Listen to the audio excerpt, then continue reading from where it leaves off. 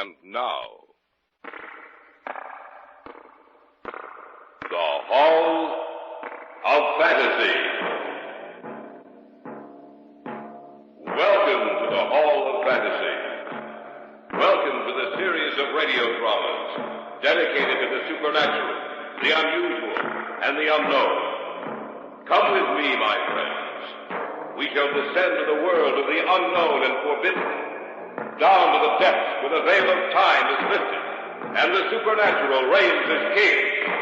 Come with me and listen to the tale of the Diamonds of Death. What's that? A cat. Probably a tiger somewhere in the jungle. Oh, it frightens me. Are you sure they won't attack our camp? The campfire alone is enough to keep them at a good distance. Don't worry, Sharon. You'll be safe. Listen. Yes, native drums. Somehow they sound ominous. They only sound ominous if you believe them to be. The diamonds bring death.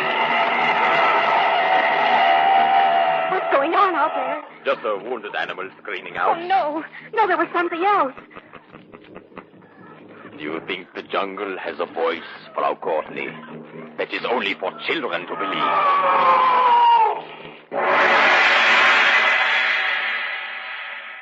In just a moment, the Hall of Fantasy will present The Diamonds of Death.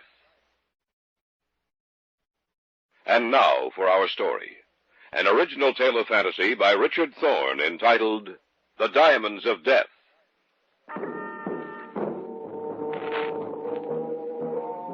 Vince Porter had just returned from a business trip to Caracas. He called me shortly after his plane landed and said that it was important that Sharon and I come over to his hotel that evening. I tried to get more information out of him, but had no success. At 8:30 that evening, we were in his apartment, and there began the story I am telling you. Good to see you, Vince. Glad to be back, Jeff. Sharon, you're looking lovelier than ever. Oh, always there with a compliment, Vince. Now, why don't you say nice things like that to me, Jeff? I'm married to you, darling. There's someone else here that I want you to meet. Well, you sounded so mysterious over the phone, I'd almost think you were guarding some great secret. Well, it's a secret, all right. I'm going to tell you what it's all about tonight. These are the people I told you about, Carl. A pleasure. Sharon and Jeff Courtney, Carl von Ornberg. How do you do? How do you do? Have you told them anything yet? No, sit down, kids. Make yourselves comfortable. Now, what's it all about, Vince? Oh, show it to them, Carl. Yeah. What is it? It looks like a diamond, but it can't be. I've never seen a diamond that large. It not only looks like a diamond, it is one, Jeff. The largest diamond in the world. You're not trying to joke with us, are you, Vince? No, I'm not. Where did you get it? From a man I befriended in Caracas. He gave it to me. Well, that's worth a fortune. What would he want to give it to you for? He certainly could use it himself. Not where he is. What do you mean? The man who gave the diamond to Herr Porter is dead. Oh? Well, I hope you'll excuse me if I seem a little dense, but I'd appreciate hearing the story from beginning to end. All right, Jeff. I met this man. His name was George Maupetit, a Frenchman, at the hotel in which I was staying in Caracas. He was a strange man, seemed to be afraid of his own shadow. One night, it was quite late, he knocked at my door. He asked me if I'd let him come inside for a while, that he had reason to believe his life was in danger. I couldn't refuse him, of course. That was the first time I saw the diamond. He said he'd been with a hunting party that had gone deep into the Belgian Congo and stumbled upon a strange race of white men who worshipped a huge stone idol on the bank of the Congo River near the equator. They made offerings to this idol, and the offerings were diamonds. His party waited until the ceremony was over. When the people had gone, they took all the diamonds they could carry with them and started back to civilization. But one by one, the men in his party died, until he was the only survivor. He felt sure that he was being followed and took passage for Caracas. That was when he met me. Then what happened? Well, 2 days later, he again came to my room. Carl was there with me. He gave me the diamond, said I was to keep it for him. That if anything happened to him, it was mine to do with as he wished. Well, evidently something did happen to him. Yes, early the next morning, they found him dead in his room. How had he died? No one knew. It was quite unusual. 3 doctors examined him, and not one of them could tell us how he died or what caused his death. George Maupetit had just stopped living. And so you have the diamond? Yes, that's right. What are you going to do with it? Keep it and go into the Congo and look for these people he told me about. Won't it be dangerous? Yes, but I don't expect it to be too dangerous. We ought to be able to get back in one piece, eh, Carl? Yeah. And when we come back, we will bring with us as many diamonds as we can carry. Well, that's the reason you're going in. Yes, Why have you told us all this? because I want you to go with us. What about it? I don't know. Think, Mr. Courtney. When we return, all of us will be millionaires. What do you think, Sharon? It's your decision, Jeff, not mine. Well, Mr. Courtney? I'll go with you. Then I'm going too. No, you'd better stay. Oh, no, I won't be any trouble, believe me. Vince? She can come with us. As long as she makes no trouble for us. No, don't worry. I can take care of myself. All right, then it's settled. I just thought of something. What? Well, this is going to cost a lot of money. Where's it coming from? From the diamond we already have. We are going to sell it. I guess that takes care of all the answers. All of them. And it is agreed that we share in the diamonds equally, 1/4 share for each. I like that. You bet you will. We'll leave as soon as we can get ourselves clear. Oh, it seems such a shame. Jeff, What's the matter? look. Look at the diamond. I don't see anything. It's shining so strangely. Before it was dull in color. But now look at it. Gleaming and shining as if there was something inside of it that was alive.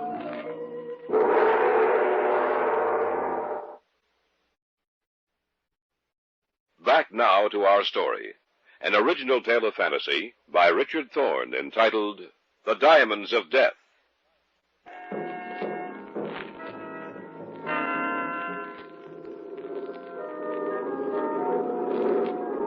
A month later, we took off from New York, bound for Dakar. There, we changed planes, and several hours later found us in Leopoldville, where we bought a car and a truck and our provisions, hired 3 native men to come with us, and set out on the last leg of our trip. The roads were good for the first 500 miles, but eventually we were forced to abandon the car and truck and set out on foot. How much farther have we to go? About 250 kilometers. I've been noticing the natives we brought with us. They seem to be getting nervous and afraid. Yes, I've heard stories about the idol in the jungle, and they're afraid of it. They say to go near it means misfortune. To steal from it means death. What's that? A cat. Probably a tiger somewhere in the jungle who has just found his dinner. Oh, it frightens me. There's nothing to be afraid of, Sharon. We can protect ourselves. We have all the guns and ammunition we need. I was wondering, Vince, you don't think there's any danger of the natives taking off some night and heading back? I don't know. They don't know where we're heading, do they? No, but they do know it's in the general direction of the Stanley Falls. I think that's what's making them nervous. I should think the closer we get to the falls, the more apt they'll be to desert us. They will die if they try to desert us when we get close to the falls. I will see to that. You mean you'd shoot them down? Not really, but I will say that to them if need be. They will think twice then before they try so foolish a thing. Elephant. Are you sure the animals won't attack our camp? The campfire alone is enough to keep them at a good distance. Don't worry, Sharon. You'll be safe. I hope so. Listen. Yes. Native drums. Somehow they sound ominous. They only sound ominous if you believe them to be.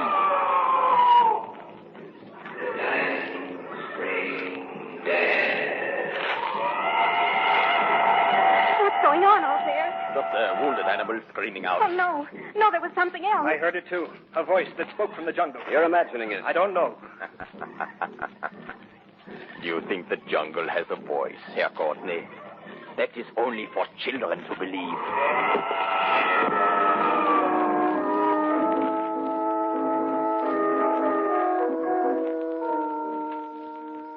We pushed ahead in the days that followed. The deeper into the jungle we went, the more difficult was it for us to travel. And the drums.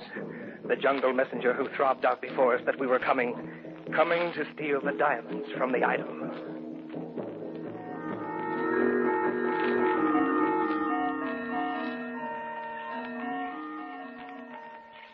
Now, according to the map, we should reach the river tomorrow. This is the spot the Frenchman said where we would find the idol. This is the end of our trail. We'll all be rich. But will we be alive to enjoy it? Of course we will. I'm beginning to wonder. The drums. Those are the same drums we've heard ever since we started into the jungle. They know we're coming. They're waiting for us. You notice that every time those drums start up, it seems to drive the animals mad? They're comparatively quiet until the drums start beating. They do seem to get angry when the drums begin. I say to you, the diamonds bring death. There it is again. There, what is? The voice. Nonsense. You heard nothing but the animals and the drums. Oh, didn't anyone else hear I it? thought I heard something. I'm not sure. I think you're tired and nervous, Sharon. We all need a good night's sleep. In the morning, you'll feel a great deal better, I'm sure.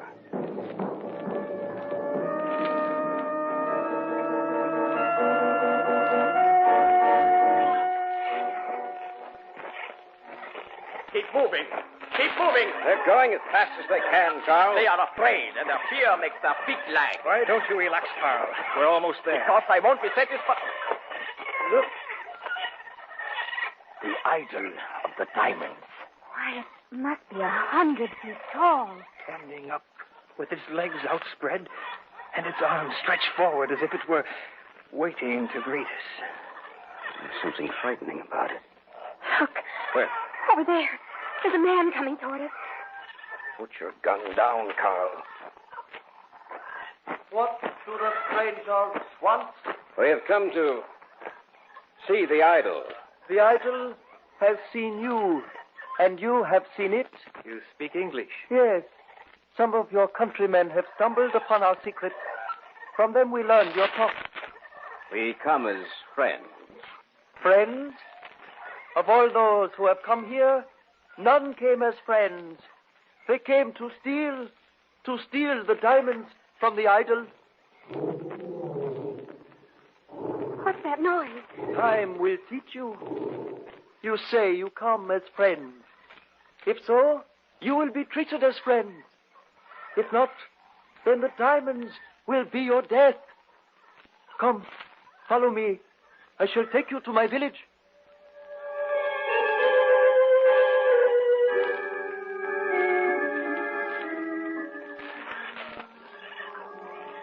I guess we're to spend the night here.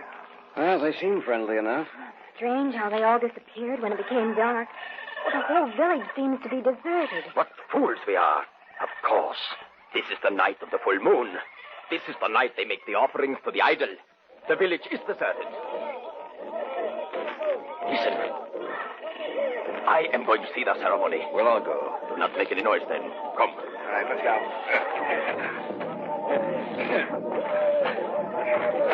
Don't go so fast. Be quiet. They must not hear us. They must not know we are watching them. We must be getting close. Yeah, we are. I can see something ahead. Yes, through the trees. The whole village is there. And look. Each man walks to the idol and sets at its feet. Diamonds.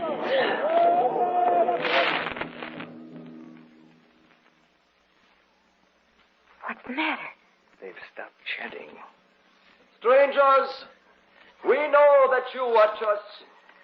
Step out into the clearing, but always remember that if you betray our trust, death will reach out and touch you, and the power of the diamond idol will destroy you, even as it has destroyed all others who have betrayed us.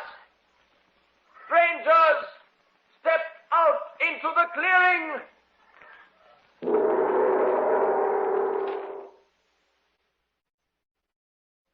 Back now to our story. An original tale of fantasy by Richard Thorne entitled The Diamonds of Death.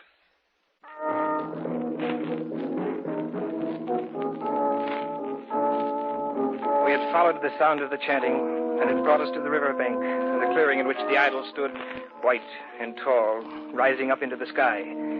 We thought they weren't aware of our presence, but we were wrong. Strangers, step out into the clearing. They know we're here. Let's do as he says. Right. Don't try anything, Carl. That is as far as you can come. Stop there. You have followed us, strangers. You say you are interested in the idol of diamonds? Then you may stay here. You may watch the ceremonial offering Victor Leclerc!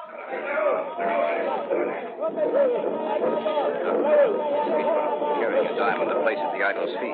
No expression on their faces, just walking towards the idol, as if they were hypnotized. Later, when the village is asleep, we shall return to this place. And when we leave, we shall take with us all the diamonds we can carry.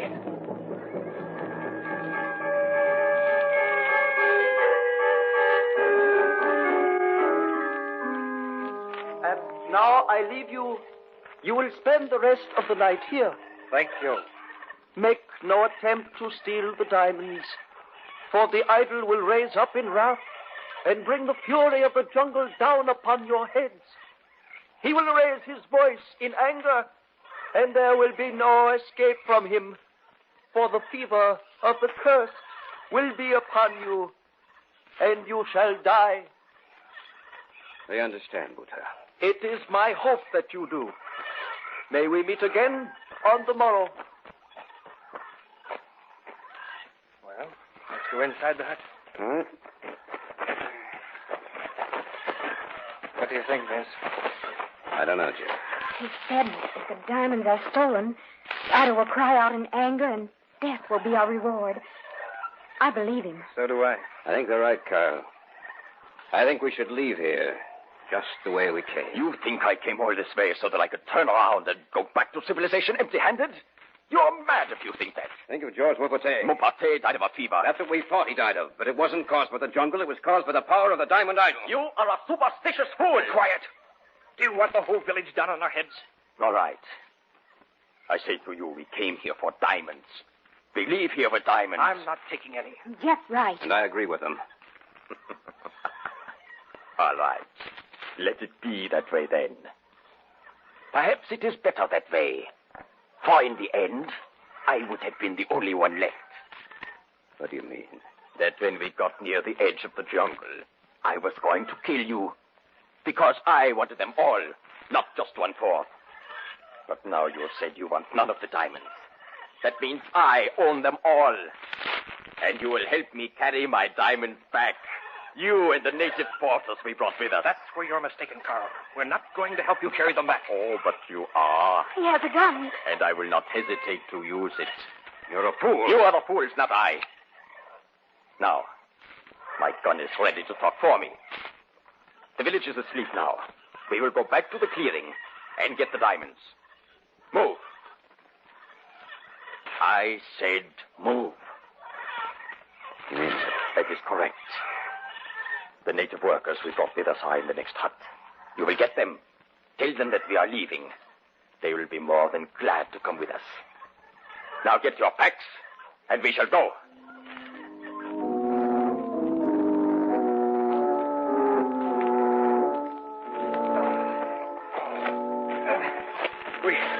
We can't possibly carry any more diamonds. You are not carrying enough. It'll have to be enough, Carl.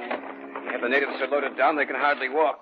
Our packs are just as heavy. We can't take any more.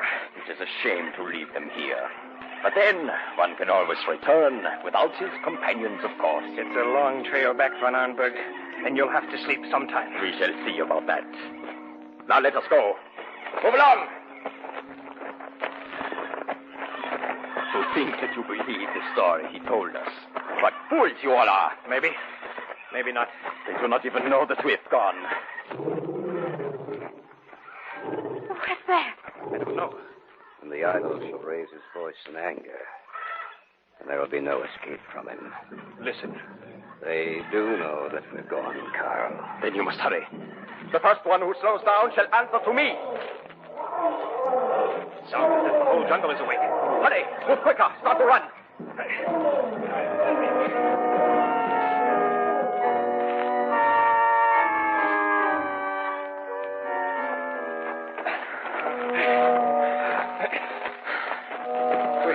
We have to stop to rest. We've been traveling like this for 2 hours. You cannot rest. Even you're tired, Carl. We must rest or we won't be able to go on much longer. Oh, please. For your own good, too. If we don't rest along the way, we'll drop down in our tracks, and we won't be able to carry the diamonds out for you. Stop then and rest. But do not try anything. Don't worry. We won't. We won't have to. Shut up. Vince, Yes? haven't we been here before? Don't get you. This is the spot we were in when they discovered us watching the ceremony. Are you sure? Yes. Just ahead of us, there should be a clearing. The clearing in which the idol stands. We've been traveling in a circle. What did you say? We can go on now. Then let us go. Move along. Move. Yeah, you're right. The clearing is... Something is wrong. We have been here before. We are back in the clearing. We have traveled in a circle. I must get away. I must.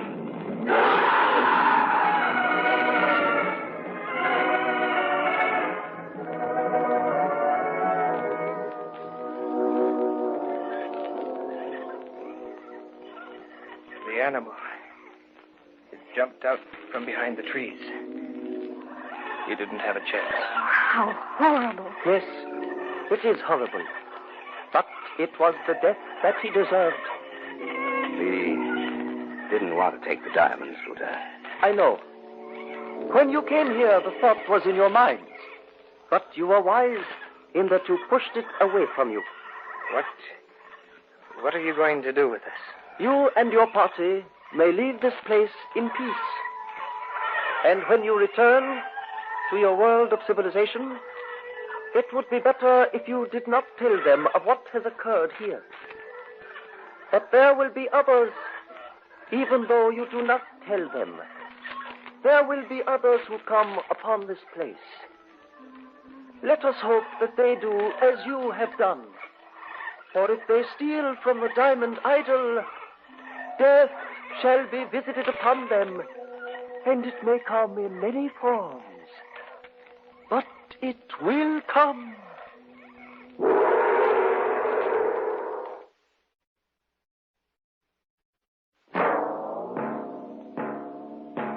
So runs tonight's tale of the unusual, the terrifying, the unknown. Join us again when next we journey down the corridors of the Hall of Fantasy to hear another strange tale of the supernatural. All characters and events portrayed in these programs are fictional, and any similarity to actual events or persons, living or dead, is purely coincidental.